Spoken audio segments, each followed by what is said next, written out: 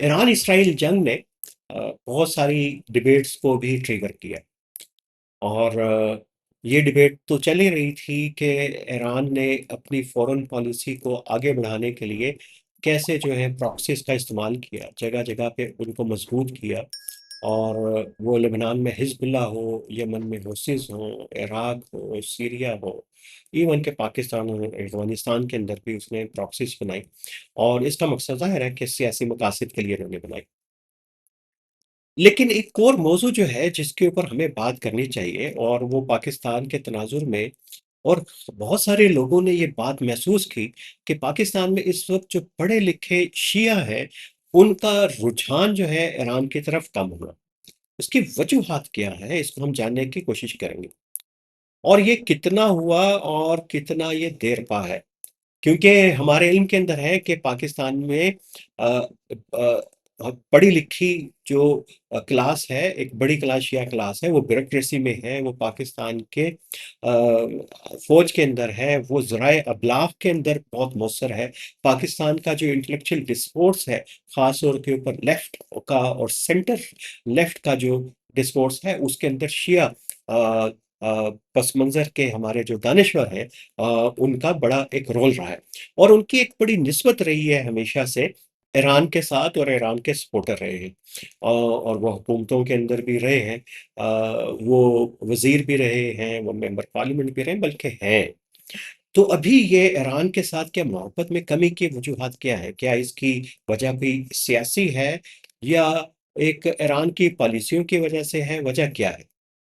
तो इसके ऊपर मेरा ख्याल था कि आज हम थोड़ी-सी बात कर लें, और इसमें देखें कि कौन-कौन से जो फैक्टर्स हैं, उसने असर डाला है या असर डाला होगा कि जो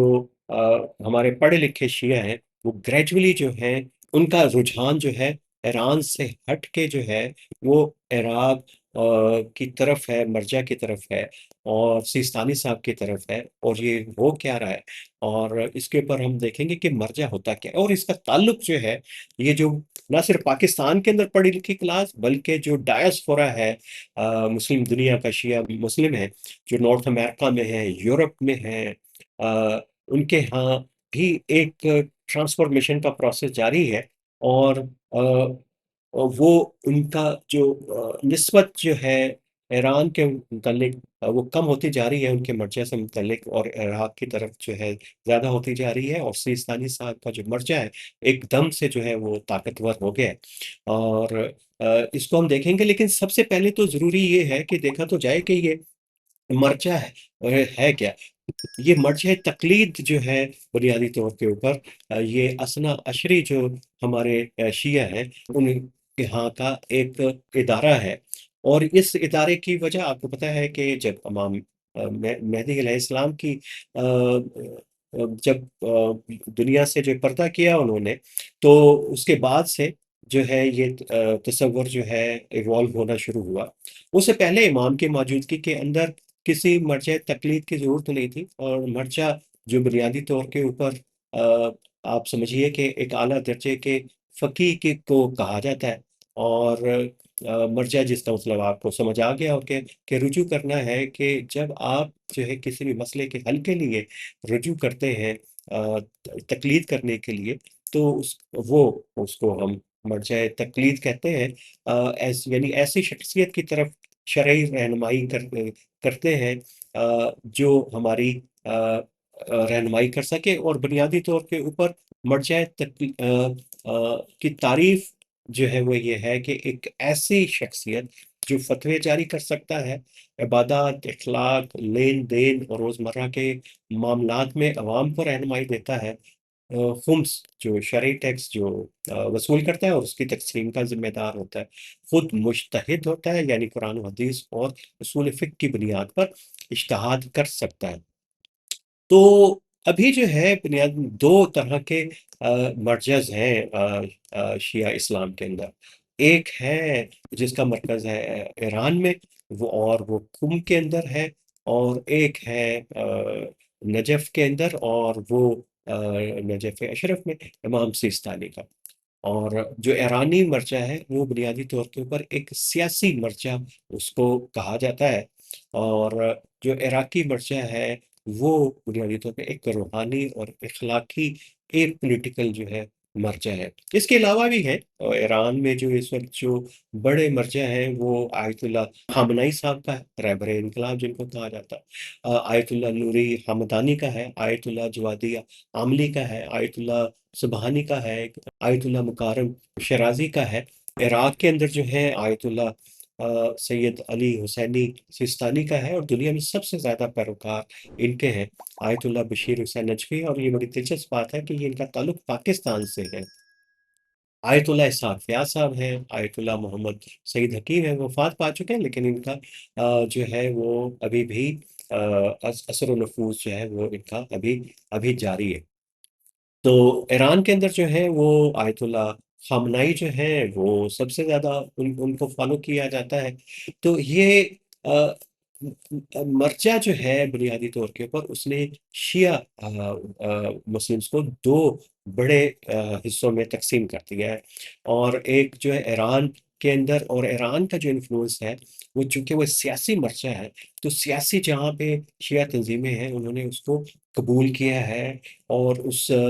پاکستان ہو، ایران ہو، پاکستان میں خاص طور کے اوپر آپ نے دیکھا ہوگا کہ یہاں پہ وحدت المسلمین اور امامیہ اسٹوڈنٹ آرگنائزیشن جو ہے وہ بڑی ایران کی حمایت کے اندر یہاں پہ موجود رہتی ہے، اور اس کے سیاسی مفادات کا جو ہے یہاں پہ پاکستان میں تحفظ کرتی ہے۔ اور ابھی ایران کی اور یہ جو اسرائیل کی جنگ ہوئی اس کے دوران بھی ظاہر ہے کہ جو شیعہ تنظیمیں ایکٹیو ہوئی وہ یہی تنظیمیں تھیں جو مرجع فالو کرتی ہیں، ایران کا مرجع جو ہے وہ فالو کرتی ہیں۔ اس میں ایک ہم پروگرام کریں گے کہ یہ اس کا ایوولوشن پورے ادارے کا کیا ہوا، کیونکہ بڑا دلچسپ ٹاپک ہے اور اس کو مزید ایکسپلور کرنے کی جو ہے وہ ضرورت ہے۔ آ، لیکن جو سیستانی صاحب کا جو مرجع ہے وہ کیوں پاپولر ہو رہا ہے، یہ ایک بڑا امپورٹنٹ سوال ہے۔ جب سے یہ عراق ایران جنگ ہوئی اس کے بعد سے جو ہے یہ مرچہ جو پاپولر ہونا شروع ہوا ڈائسپورا کے اندر، تو سمجھ آتا ہے نارتھ امریکہ میں، یورپ کے اندر، خاص طور پر جرمنی، یو کے، فرانس، اور یہاں ایک بڑی تعداد میں شیعہ آباد ہیں، عرب ممالک کے بھی، پاکستان کے بھی، انڈیا سے بھی، بنگلہ دیش سے بھی، وہ سیستانی صاحب کو وہ فالو کرتے ہیں، یا آیت اللہ فیاض کو، بشیر نجوی صاحب کو فالو کرتے ہیں۔ تو یہ ایک وجہ تو آپ کو سمجھ آ گئی ہوگی کہ ایک پڑھے لکھے ہیں اور وہ جن ملکوں میں رہتے ہیں ان کی جو ٹالرنس ہے ایران کے لیے بالکل مختلف ہے، ان کا ویو جو بڑا مختلف ہے، اور وہ اپنا پہلا فیکٹر تو یہ ہے اس سے اپنے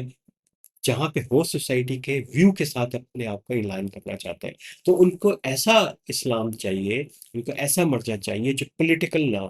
جو ان کی زندگیوں میں ان کے سیاسی ویوز جو ہے وہ شیپ نہ کرتا ہو، بلکہ ان کی اخلاقی اور روحانی رہنمائی کرتا ہو، شرعی رہنمائی کرتا ہو۔ تو ایک وجہ یہ ہوئی کہ بڑی تیزی سے جو ہے وہ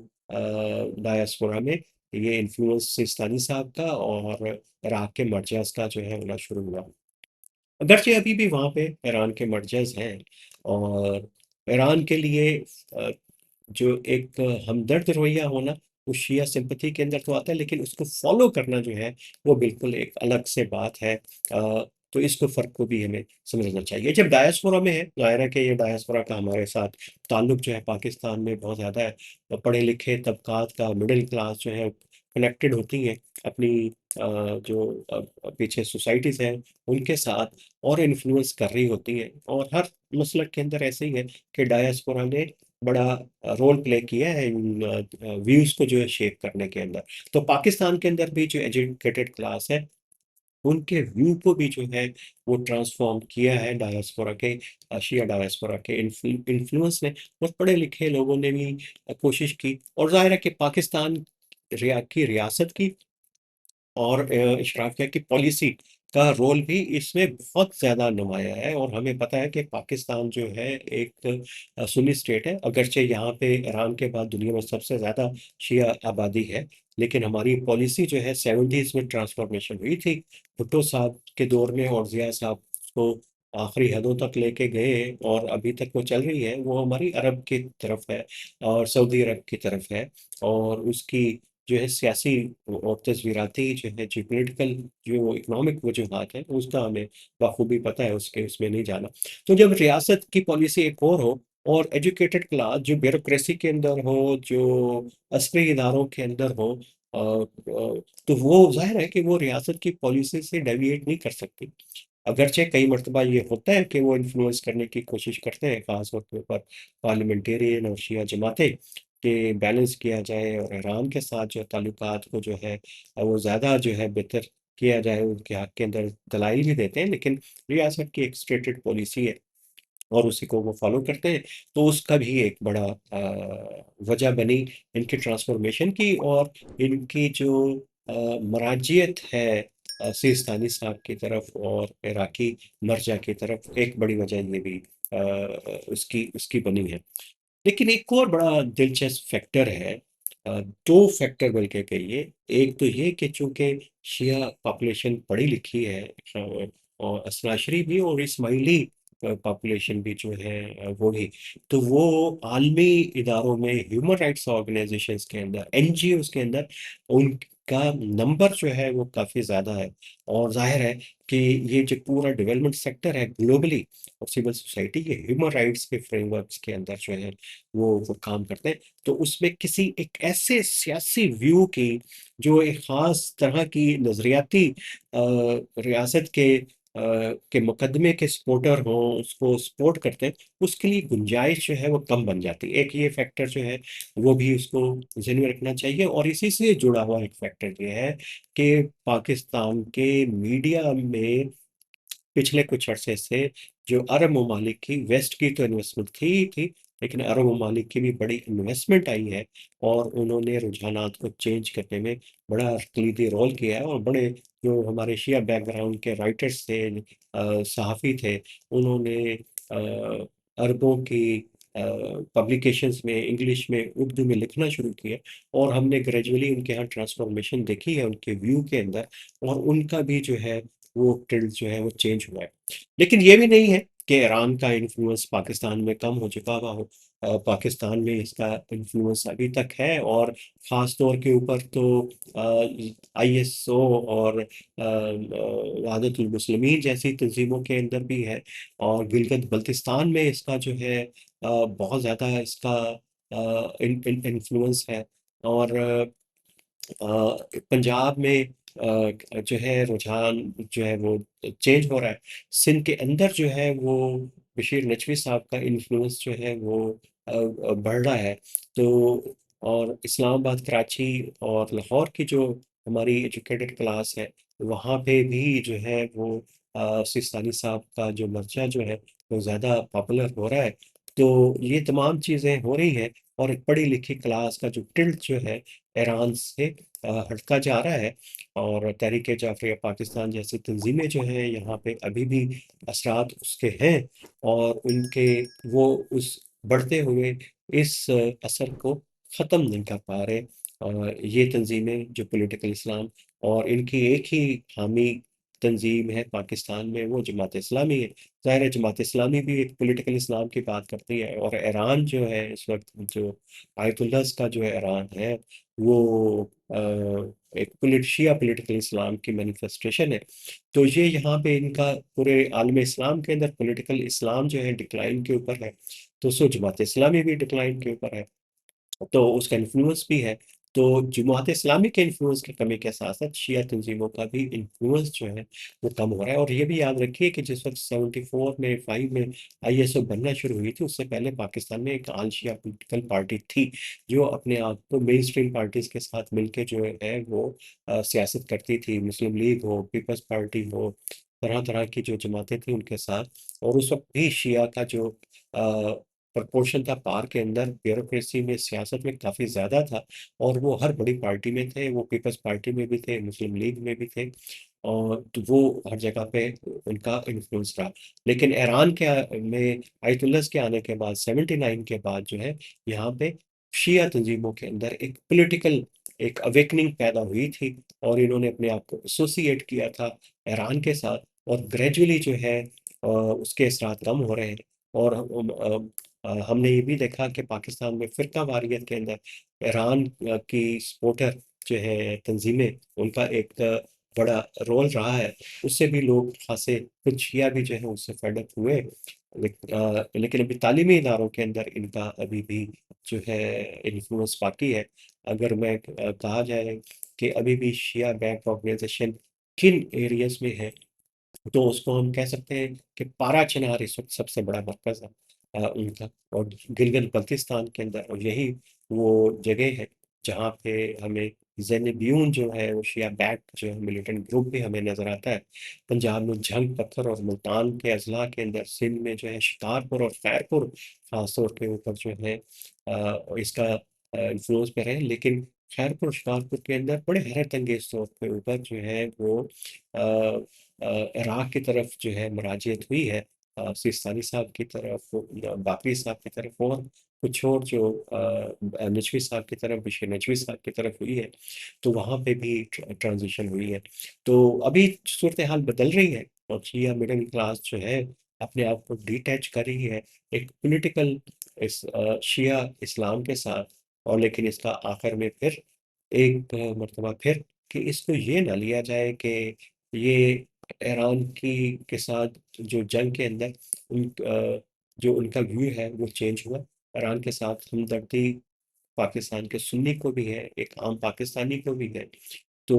وہ ایک شیعہ کو بھی ہے، لیکن جہاں تک ایران کا انفلوئنس ہے وہ کم ہو رہا ہے، اور سیستانی صاحب کا عراق کے جو مرچز ہیں، نجف کے جو مرچز ہیں، ان کا انفلوئنس بڑھ رہا ہے، اور یہ خاصا ویزیبل ہے پاکستان کے اندر۔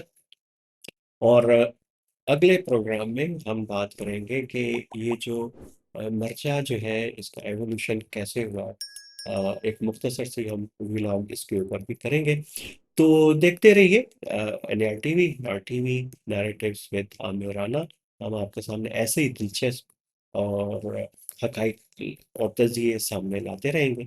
جو ہماری زندگیوں کے ساتھ جڑے ہوئے ہیں۔